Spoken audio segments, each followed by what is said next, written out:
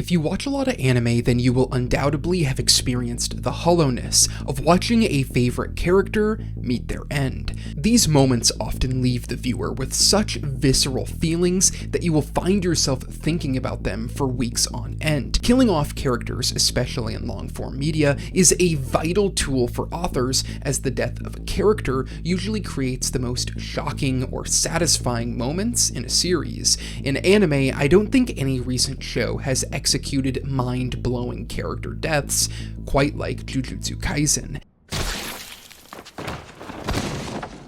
Gege, Jujutsu Kaisen's author, has crafted a world consumed by death, as he never shies away from pulling the plug on a character. In the series' first 2 seasons, he rarely gives the audience a chance to breathe, as it can feel like every other episode a major character bites the dust. Even with so many deaths, they never feel cheap, but instead highlight the genius of Gege's pen, that if weak characters fight without a plan, they will die. If a character makes a decision that goes beyond their morals, they will die. And most importantly, both villains and heroes could meet their end at any moment. Join me in discovering how Gege has truly mastered the art of creating perfect character deaths. Welcome to AniEssays. Here we overanalyze anime and manga, with each video on the channel created under the belief that anime, same as film and literature, is worthy of in-depth criticism. If you enjoy my videos, then consider supporting me through Patreon. Patreon is the absolute best way to help the channel. More information about Patreon benefits at the end of this video. Character deaths have saturated storytelling. While the act of killing characters has existed as long as stories have, it feels like in the post-Game of Thrones world, audiences demand their favorite characters get the axe.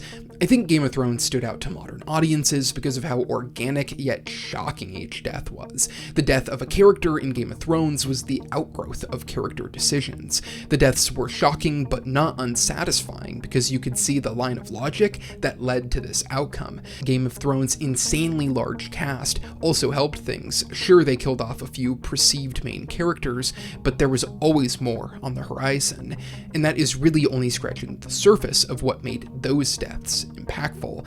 The deaths in Jujutsu Kaisen all having the same through line of logic and purpose as those in Game of Thrones. Jujutsu Kaisen's deaths all serve varied functions for the narrative. Most happen to shock and stir emotions, others, especially the deaths of antagonists, satisfy the audience. Beyond getting a reaction, these deaths have thematic elements and story implications. For a death not to feel like the author is forcing tension into the narrative, there needs to be a lot of aspects working together to not have the audience feel underwhelmed or deflated. Character arc is a big one here. Nothing is worse than a character getting the axe in the middle of a really compelling arc. Another is emotion. How do the living characters respond to the aftermath of the death? Does the death leave a lasting impact on the narrative, or 5 minutes later have we moved on? Character deaths can also punctuate themes or raise stakes. At times it seems like Gege's mission is to experiment with the kinds of character deaths he can get away with in a hero-centric story, that hero being Yuji Itadori. Defining Yuji's motivation is the purpose of Jujutsu Kaisen's first death. The show begins with Wasuke Itadori already bedridden in the hospital. Wasuke is Yuji's only paternal figure, and in his final moments tries to tell Yuji about his parents, except Yuji declines. Wasuke instead leaving his grandson with a lasting piece of advice. Just save as many as you can, even if you can only save one. When you die, you should be surrounded by people. Don't end up like me.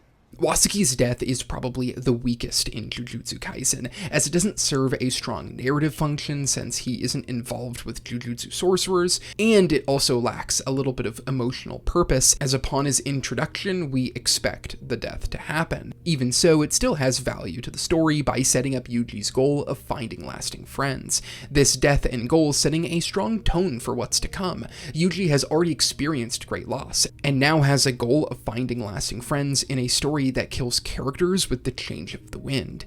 While I think there are more ingrained parental deaths in shows like Attack on Titan and Full Metal Alchemist, the death of Wasuke serves its purpose just fine, as the truly impactful deaths start soon after. Junpei Yoshiro's death defines the tragedy at Jujutsu Kaisen's core. Junpei was a high school student whose life was altered by the bullying he received at school. This changed his outlook on life and made him vulnerable to Mahito's manipulation. And he would have succumbed fully to that manipulation if it wasn't for his first friend, Yuji. Junpei had two paths to follow, one Mahito and the other Yuji. After Mahito kills Junpei's mother and blames it on a school bully, Junpei chooses Mahito as he prepares an attack on his school.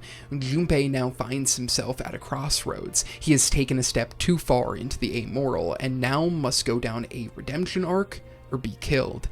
Both outcomes could be satisfying, but this is Gege we're talking about, so he chooses the latter as Junpei is turned into a cursed spirit and killed.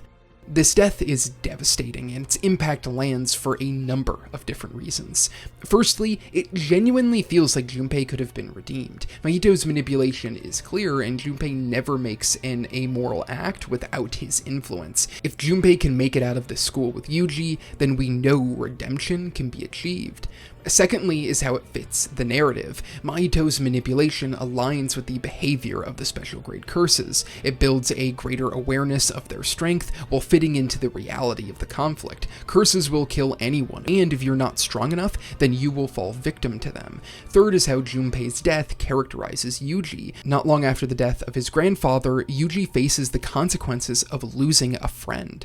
Junpei's death playing out like the added argument to Wasuke's. His death forcing Yuji to confront his own internal philosophies. The last element that makes Junpei's death function so well is Yuji's reaction to it. Yuji engages in a fight with Mahito, and even with the help of Nanami, loses to the special grade curse. Yuji doesn't quickly get over Junpei's death, but it sticks with him, and the loss to Mahito fits with how easily Junpei was killed. If Yuji and Nanami had won this fight outright, it would have made Junpei's death feel cheap. The next major death I want to touch on in Jujutsu Kaisen's story comes from the past with Toji Fushigiro and Suguru Geto. We are introduced to Toji during Gojo's flashback arc. Toji has been hired to kill Riko, the same girl Gojo and Geto are tasked to protect. Toji's eventual death works a bit differently, since this is a flashback. We've never seen Toji in the present day, which makes the viewer assume he won't be living beyond the flashback. Since Toji's death is assumed, Gege has to do a lot to ensure he has a satisfying end. Gege's first step is by keeping Toji in the background. Toji has others distract Gojo, and when he is least prepared, strikes. Toji bests Gojo in a fight, and his plan goes to perfection as he kills Riko, with Geto helplessly watching.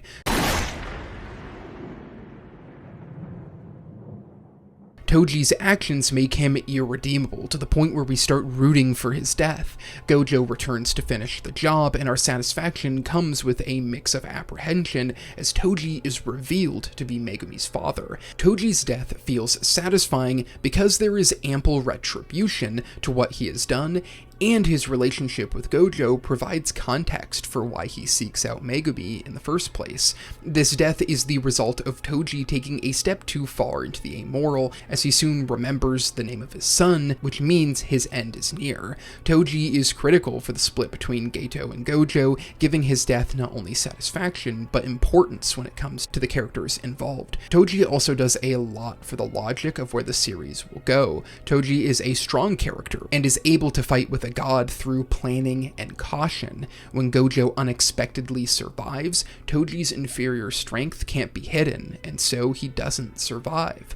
Toji's death walks the line between excitement as Gojo kills a person who deserved it, and sadness, as it is no simple thing to watch the father of a beloved character pass away before he ever got the chance to really know him. The twisted emotions of joy and sorrow blur together further when Gojo kills his best friend Geto in the Jujutsu Kaisen film. When we talk about the death of a character mattering, Gojo killing Geto should be near the top. This is the end of an era for these two characters, as Geto has taken a step too far attacking the people of Shibuya and helping an extreme sorcerer perspective that wants to end all non-sorcerers. Many of the deaths in Jujutsu Kaisen up until this point are the result of moral bankruptcy. Here, characters who are not completely good nor evil fall too far to the latter, and because of that, their character meets their end. For a show as dark as this one, it still adheres to the morals of most battle shonen. This is a hero type of story after all, and these deaths reinforce what will happen if you give into your darker impulses. That impulse for Yuji being bodied literally through Sukuna.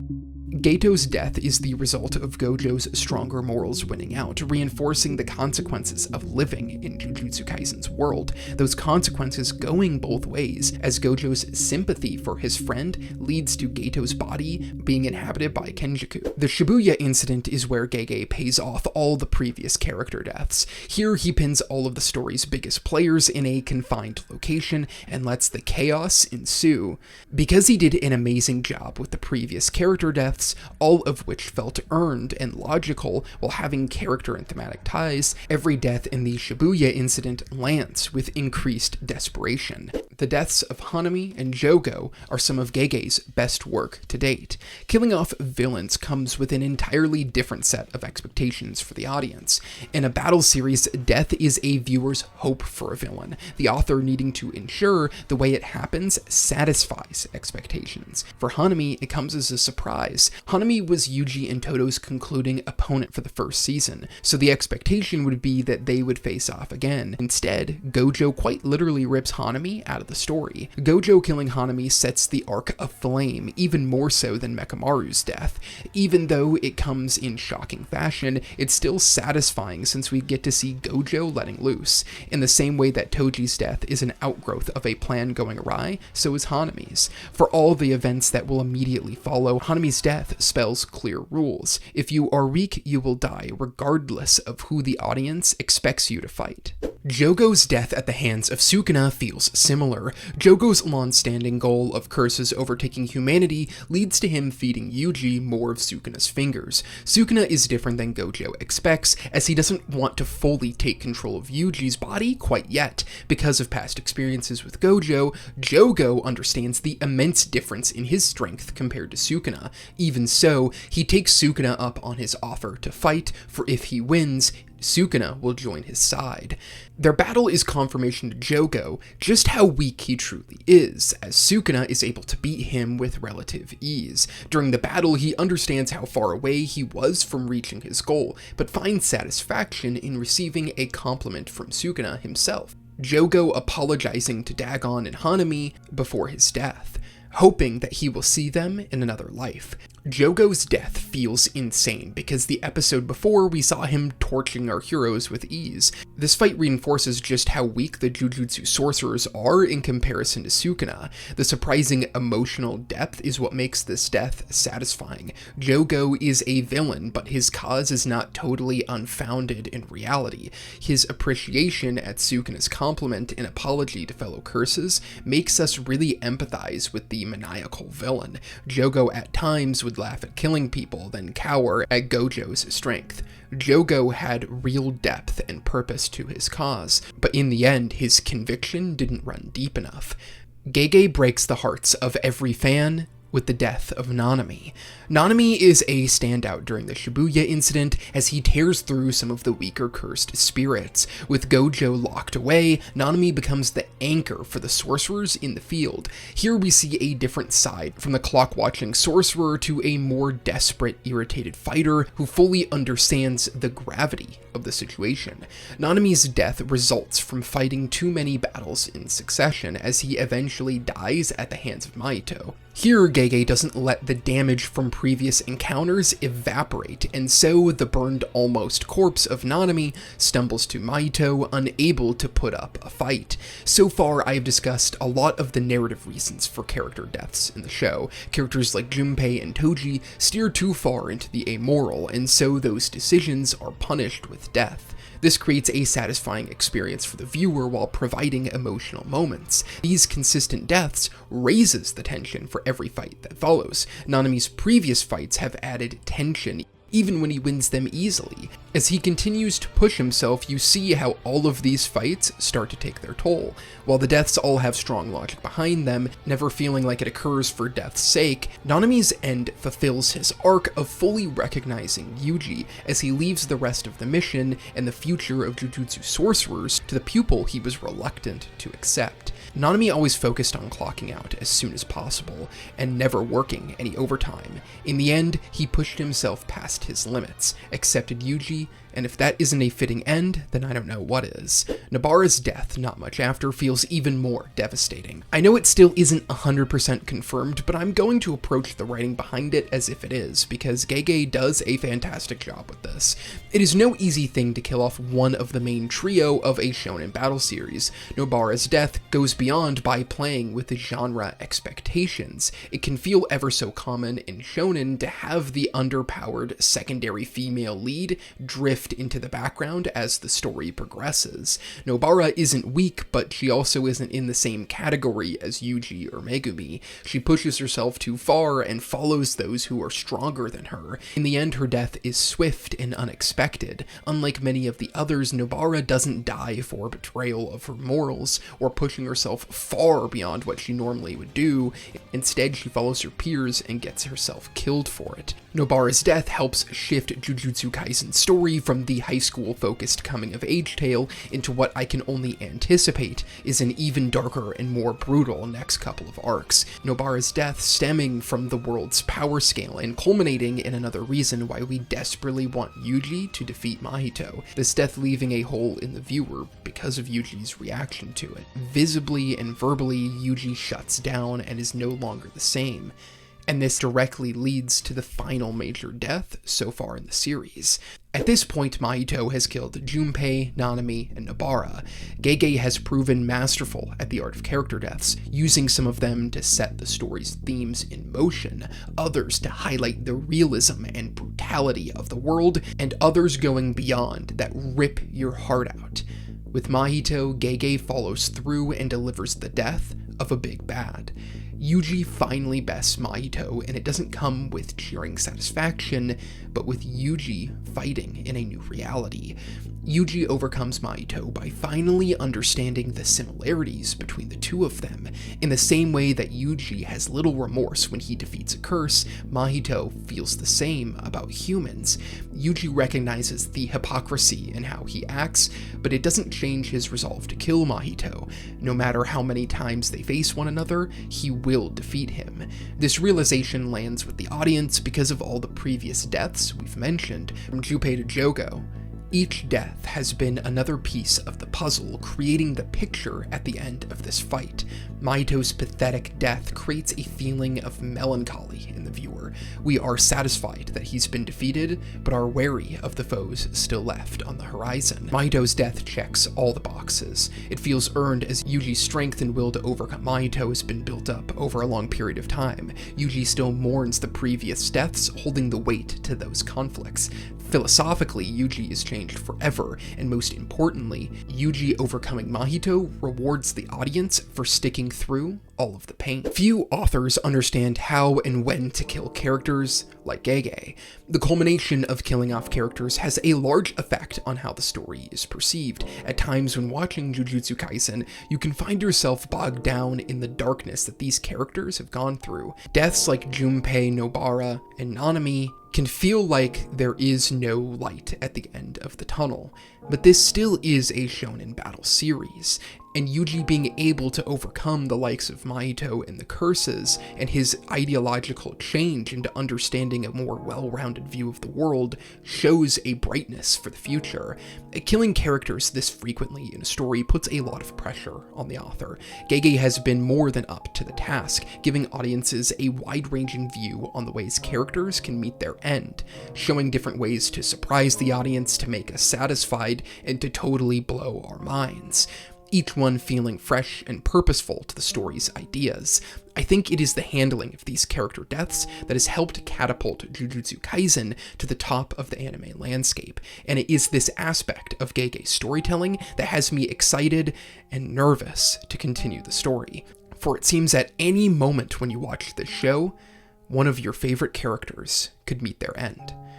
Thank you so much for watching this video. I hope you enjoyed it. I really enjoy making Jujutsu Kaisen videos, so you can expect more of them in the future. If you want to support the channel, then consider joining my Patreon. Through Patreon, you get access to this channel's Discord server, where I host my monthly anime watch-along discussions and talk general anime and media. You also get your name at the end of every video and access to Patreon-exclusive update posts. A lot of people suggest short topics for me to make, so if you subscribe to the highest Patreon tier, every 3 months you get to choose a short topic for me to make. Thank you again for watching the video, and I hope to see you in the next one.